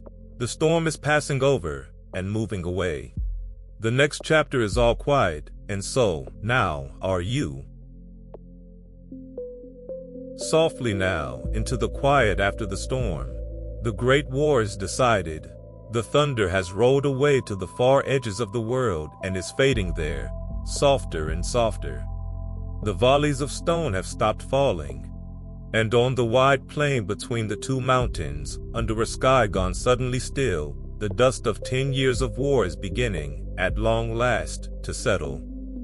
This is a chapter of endings, and of settling, and of things being put gently to rest, and there is nothing sharp left anywhere in it. The hardest things are all behind us now. We are only setting the world to rights, and setting it slowly to bed.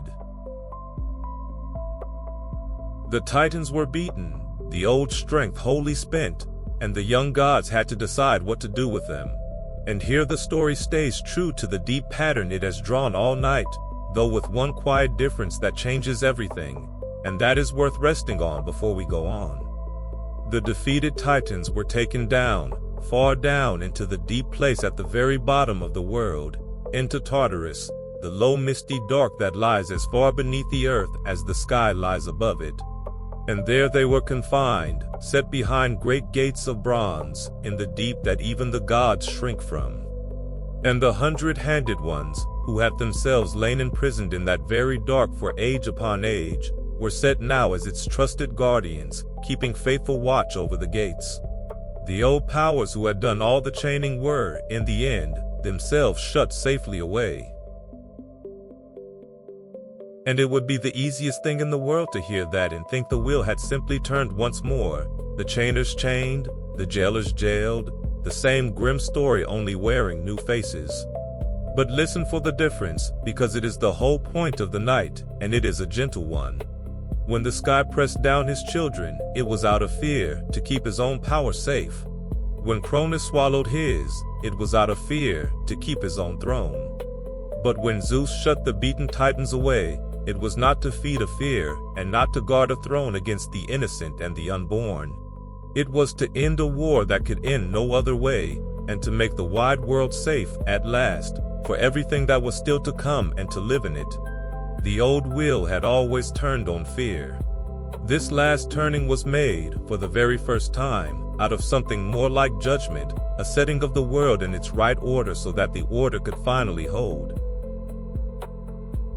And because of that, it did hold. There would be no swallowed heir this time, no hidden child, no youngest son with a cold blade waiting in the dark. The long cycle of frightened fathers and buried children, which had rolled on from the very beginning of the world, ended here, on this quiet settling plain, in this drifting dust. The wheel, having come all the way around at last, came to rest, and did not turn again. Rest on that, and let it be one of the deep comforts you carry down into sleep. A bad pattern, however old, however many weary times it has turned, can be brought to an end, not by more of the same, but by one power, somewhere, at last finding the strength to act out of something other than fear. The Greeks placed that very hope at the foundation of their whole world. Before there could ever be a settled order, settled gods, and a settled sky and seasons you could count upon, the old fear itself had to be shut away behind bronze gates at the bottom of everything, and left there under faithful guard. And it was. And the gates held.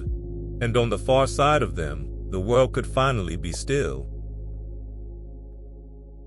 Not every one of the old powers went down into the deep.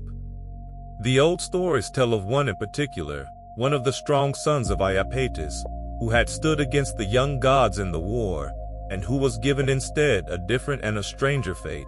And it is a fate worth pausing on, quietly, for it too became one of the great enduring pictures of the world. He was set at the far western edge of everything, where the day goes down, and there he was made to stand and hold up the wide sky upon his shoulders and his tireless arms, to keep the heaven and the earth forever apart, so that the room first made between them on that ancient night could never close again. Atlas, the Greeks called him, and they pictured him standing there still, at the world's western rim, patient and enduring, bearing the whole weight of the sky so that everything beneath it can go on living in the open air.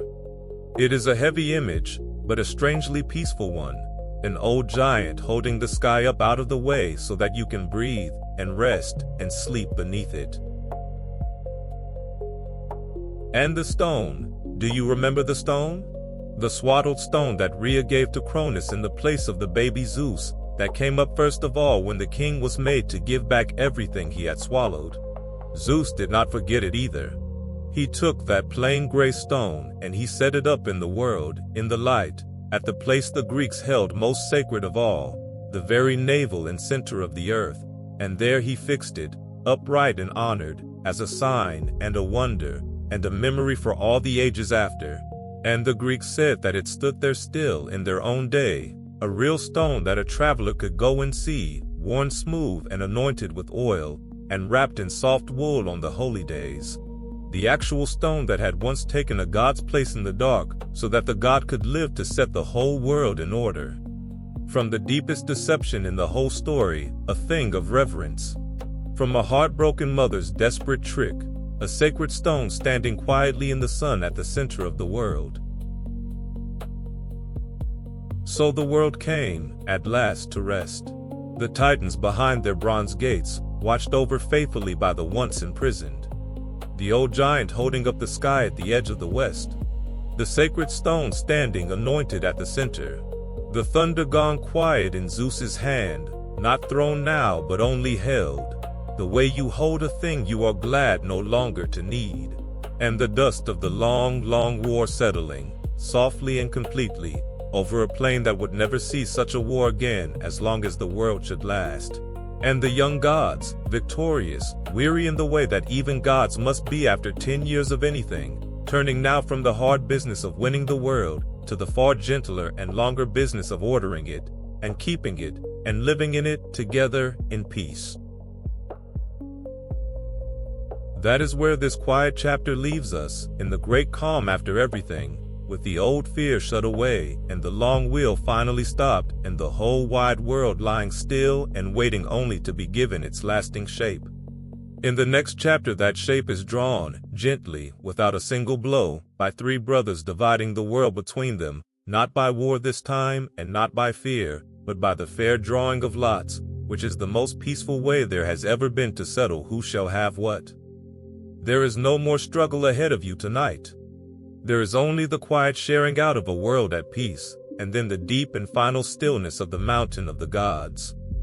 Let the dust settle over you as it settles over the plain, softly and completely, and for good. The war is over. It is truly wholly over. And everything from here to the end of the night is only rest. Gently then to the sharing of the world. The war is behind us, the Titans are behind their bronze gates, the old fear is shut away, and three brothers stand together in the calm of the new order, with the whole cosmos to divide between them. This is a chapter almost without event, in the way the very best evenings are almost without event, and you may let it carry you a long, long way down towards sleep. The three brothers were the sons of Cronus and Rhea, the one swallowed into the dark as newborns and freed together in a single moment and risen together through the 10 years of war. There was Zeus, the youngest, the hidden child of the mountain, whose thunderbolt had at last won the day. There was the brother who was to rule the sea, broad-chested and deep-voiced, with the great trident the Cyclopes forged for him. And there was the eldest of the three, the solemn one, who was to rule the unseen places under the world with his cap of darkness. Three great powers, standing in the new quiet, and before them the three great realms of the ordered world, the bright sky above, the wide sea around, and the shadow deep below, all of them waiting to be given their keepers.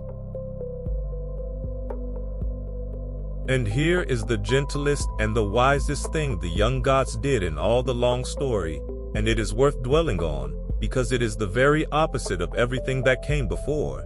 Having only just fought a 10-year war over who should rule at all, they did not now fall to fighting among themselves over who should rule what.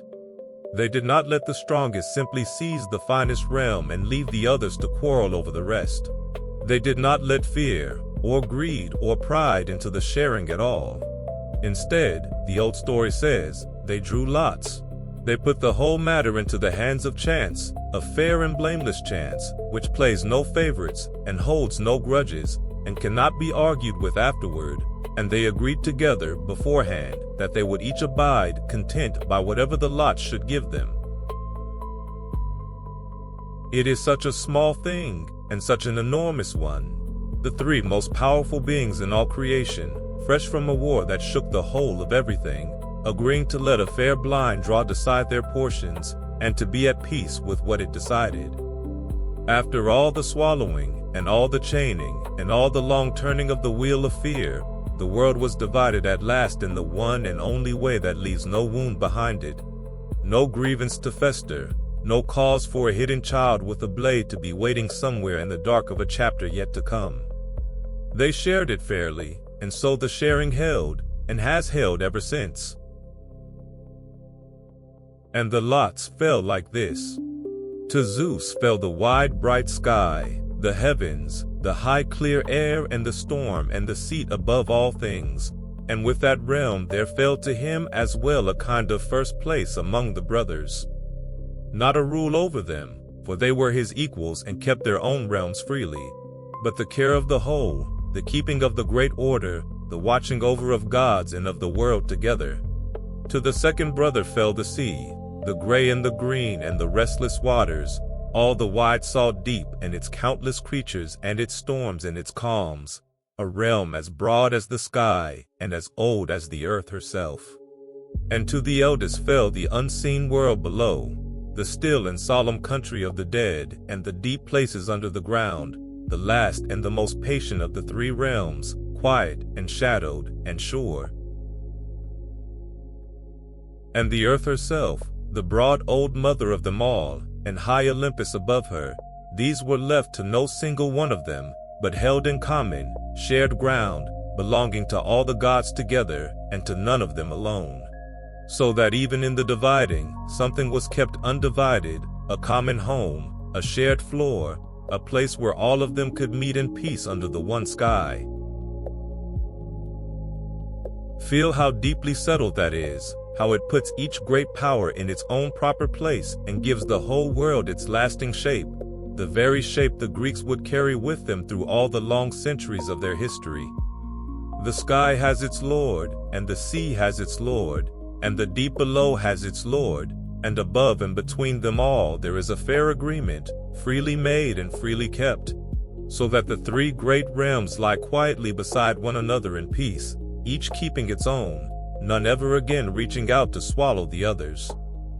This is the world coming, finally and fully, to rest in its true and final form.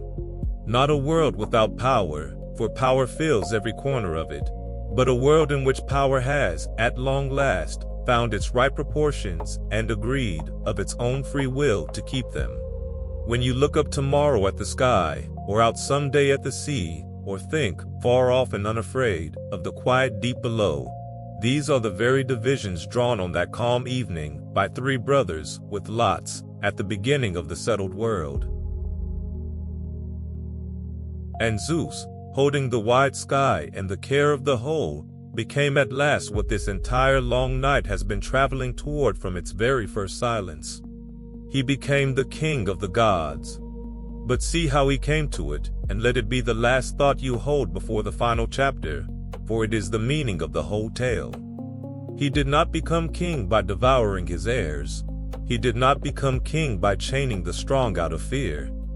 He became king by freeing the imprisoned, by honoring the loyal, by ending the war, by shutting the old fear safely away, and then by dividing the world with his brothers by a fair draw, and keeping his given word. His crown was not seized, and it was not stolen. It was, in the deepest sense there is, earned, and then confirmed by the free and willing agreement of his equals, and that, precisely that, is why it lasted. Why the Greeks could imagine his reign going on and on down all the ages, generation after generation, without another wheel ever turning, without another swallowed child, without another blade waiting in another dark. The long story of how the world got its king is, in the end, the story of a king who broke forever the very pattern that had made him. That is nearly the whole of it now. The world is made, and unmade, and made again. It is ordered, and shared out in fairness, and given at last its lasting and its gentle Lord. There remains only the final and the quietest chapter of all, the settling of the new gods into their bright home on the peaceful mountain, and the deep still peace that closes the night over all of it, and over you. You have come the whole long way, from the first silence before anything was, through the pressing sky and the gray sickle, the golden age and the swallowed children. The stone and the green cave and the cupbearer's patient trick, the freed allies out of the dark and the 10-year war and the closing of the bronze gates, all the way here, to a fair and peaceful world with a king who earned his crown by kindness. There is nothing left now to do but rest. In the last chapter, the lamps of Olympus are lit against the coming dark, and the gods sit down together in lasting peace, and the whole made world grows quiet for the night. Let it take you the rest of the way down. You are almost home. Softly, softly, we have come to the very last of it, and there is nothing left in the whole story that asks anything of you at all. The war is over, the world is made and ordered and shared out in fairness. The king has his crown, earned and kept. All that remains now is to see the new gods safely home, and to let the whole made world, and you along with it, go quietly and completely down into the night. Let your breathing slow. Let the last chapter be the very softest of them all. The gods went up to Olympus, to the high mountain that was theirs in common, whose summit stands above the clouds, in a clear and windless air, where the weather never comes and the light is always gentle. And there, the old poet said, they made their lasting home, and it was a place of perfect calm. No storm ever reached it, no cold, no cutting wind, no rain, no snow ever troubled that high bright peace. Only a mild and shining stillness, day after day after day, and soft airs and rest. After everything, after the pressing sky and the long swallowing dark, and the 10 years of world-shaking war, the gods came home at last to a place where nothing was ever hard again, and they settled softly into it, the way you are settling now, at the end of your own long day, into the quiet and the warmth of your own bed. Picture the lamps of Olympus being lit, one by one, as the evening comes gently on, warm small points of gold appearing in the deep blue dusk on the mountaintop. Picture the gods gathered together there in peace, no longer the enemies of anyone, no longer afraid of anything at all. The whole great family that came up together out of the dark, now seated together in the warm light. The brothers who divided the world so fairly, each one easy and untroubled in his own realm. The sisters, restored whole from the long dark of the swallowing, home now, and safe, and together. The kind powers who came over early, and the strong ones freed from the deep, all of them gathered in the mild bright air, at the top of the ordered world, with the lamps lit and the good dark coming softly down. And the old stories say there was a feast, as there is at the end of every long homecoming, and that the gods were served with a sweetness that keeps sorrow and age forever away, and that there was music. For the goddess of memory, one of the elder powers, the one who had kept safe within her everything that ever happened, became in time the mother of 9 singing daughters, the Muses, and it was they who sang. And what they sang, the old poet said, was this very story, the whole of it, from the first things at the beginning of the world, all the way down to the gods who now sat listening, the making, and the unmaking, and the making again, sung softly in the lamplight on the peaceful mountain. So that the tale ends with itself being gently told, the gods drifting toward their own rest to the sound of their own story, exactly as you are drifting now toward yours. And far below the singing and the golden lamps, the wide world that they had made lay quiet in the dark. The high sky, far and deep and scattered all over with its stars, at peace in Zeus's keeping. The wide sea, rocking gently in all its low places, breathing its slow tide in and out along every shore of the world, at peace. The still deep below, shadowed and patient and sure, at peace. The old fear shut fast away behind its bronze gates at the bottom of everything, and the gates holding, and never once, in all the long ages after, giving way. And over the whole of it, the same soft night, the gentle grandmother of the gods, that is spread over you now, the very same dark, the very same quiet, the very same few stars. The world had come, at the end of its long making, all the way home to rest, and it has been resting, in its deep and lasting way, ever since.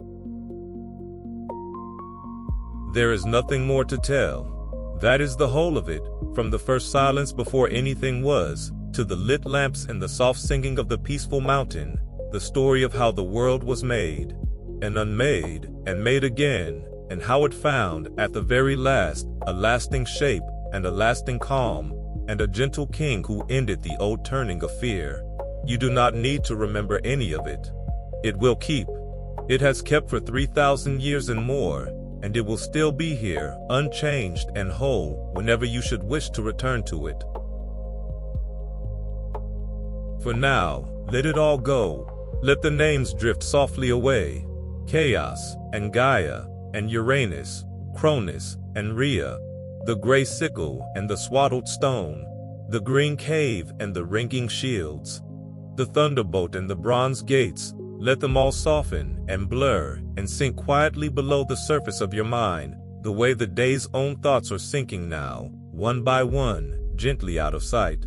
You do not have to hold on to any of them. The story holds itself. It always has.